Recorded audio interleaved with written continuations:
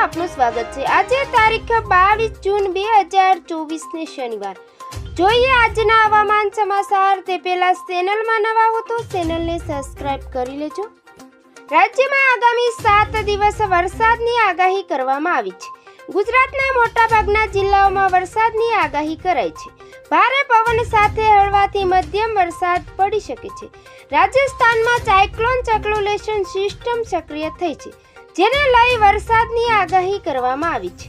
ઉત્તર ગુજરાત અને મધ્ય ગુજરાતમાં પણ વરસાદની આગાહી કરાઈ છે, તેમજ દક્ષિણ ગુજરાત અને સૌરાષ્ટ્રના તમામ જિલ્લાઓમાં વરસાદની આગાહી કરાઈ છે, જેમાં આજે અમદાવાદ, ગાંધીનગર, બનાસકાંઠા, પાટણ, મહેસાણા, સાબરકાંઠા, અરવલ્લી, જૂનાગઢ, અમરેલી, ભાવનગર, ગીર સોમનાથ તેમજ સુરત અને વલસાડમાં પણ વરસાદ પડશે। તેમજ હવામાન વિભાગે જણાવ્યું છે કે વરસાદની સાથે 40 થી 45 કિમીની ઝડપે પવન ફૂંકાશે।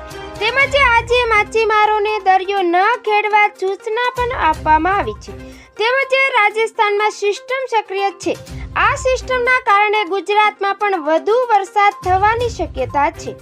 તેમજ વલસાડ જિલ્લામાં આગામી 5 દિવસ ભારે વરસાદની આગાહી કરવામાં આવી છે।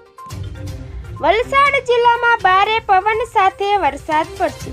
તેમજ આવતીકાલે પણ ભાવનગર, ગીર સોમનાથ, અમરેલી, તાપી, વલસાડ, નવસારી, જૂનાગઢ તેમજ સાબરકાંઠા, બનાસકાંઠા તેમજ પાટણ, સુરત, અમદાવાદ તથા ગાંધીનગર, દમણ અને દાદરા નગર હવેલીમાં પણ વરસાદની આગાહી કરવામાં આવી છે।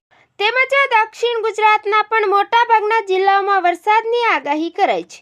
તેમજ ગઈકાલે પણ વરસાદની માહોલ જોવા મળ્યો હતો અને ભારે પવન સાથે હળવાથી ભારે વરસાદ વરસ્યો હતો, જેમાં આણંદના પેટલાદમાં વાતાવરણમાં પલટો આવતા ભારે પવન ફૂંકાયા બાદ ધોધમાર વરસાદ વરસ્યો હતો।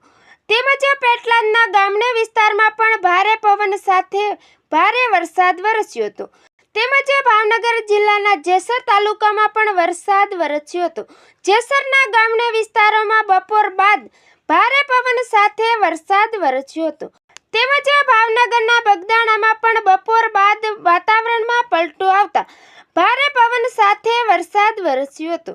તો મિત્રો, ફરી મળીશું નવી અપડેટમાં। જોતા રહેજો ખેડૂત ઉત્સવ ચેનલ।